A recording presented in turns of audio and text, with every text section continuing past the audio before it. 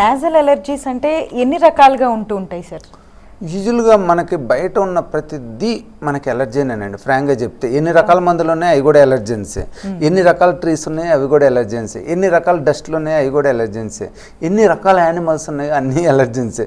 సాధారణంగా ఏంటంటే మన చుట్టుపక్కల ఉండే చెట్లు, చుట్టుపక్కల ఉండే యానిమల్స్, అలానే మన చుట్టుపక్కల ఉండే ఆహార పదార్థాలు అనుకోండి, దుమ్ము ధూళి, వరి దుమ్ము అంటారు, గోధుమ దుమ్ము అంటారు, అలానే మన ఇంట్లో ఉండే దుమ్ము ధూళి సాధారణంగా ఇవి ఎలర్జెన్స్ అనమాట. అంటే హౌస్ డస్ట్లు, డస్ట్ మైట్లు అంటాము. యానిమల్స్ పిల్లి, కుక్క, డాండ్రఫ్ పార్టికల్స్ నుంచి రావచ్చు. చెట్లు, తుమ్మ చెట్లు, వాటెవర్ అరిటాకుల చెట్లు, దాని మీద ఉండే చెట్ల మీద ఉండే దుమ్ము నుంచి రావచ్చు. అలానే కొన్ని న్యాచురల్ పదార్థాలు మనం అనుకున్నట్టు నిమ్మ, ద్రాక్ష కావచ్చు, పాలు, పెరుగు కావచ్చు, లేదంటే ఇంకా వేరే చికెన్, మటన్ ఇలాంటి వేటి నుంచైనా ఎలర్జెన్స్ రావచ్చు అనమాట. సో ఏదైతే మనకి ఎలర్జీ ఉందో మనకు తెలిసిపోయింది, దేనికన్నా ఎక్స్పోజ్ అవ్వగానే దురద రావటం, తుమ్ములు రావటం, ముక్కలమ్మటి కారటం, వాటిని వీలైనంత వరకు అవాయిడ్ చేయటం మంచిది. ఇప్పుడు ఎస్పెషల్లీ చికెన్ అంటారు, చికెన్ ఎలర్జీ ఉందండి, దాన్ని కంప్లీట్గా అవాయిడ్ చేయాలని.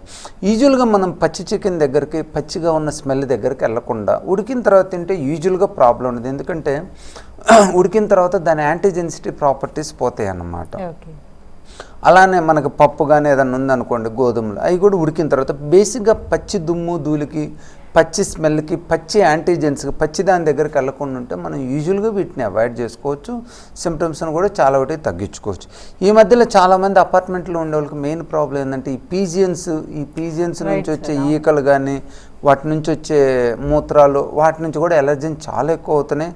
వాటిని ఎట్ అవాయిడ్ చేయాలనేది దే ఆర్ సీయింగ్. వీళ్ళకి బేసిక్గా ఏంటంటే యాజ్ మచ్ యాజ్ పాసిబుల్ వాటి నుంచి అవాయిడ్ చేయటం, కర్టెన్స్ లాంటివి పెట్టుకోవటం, what ever the closed doors.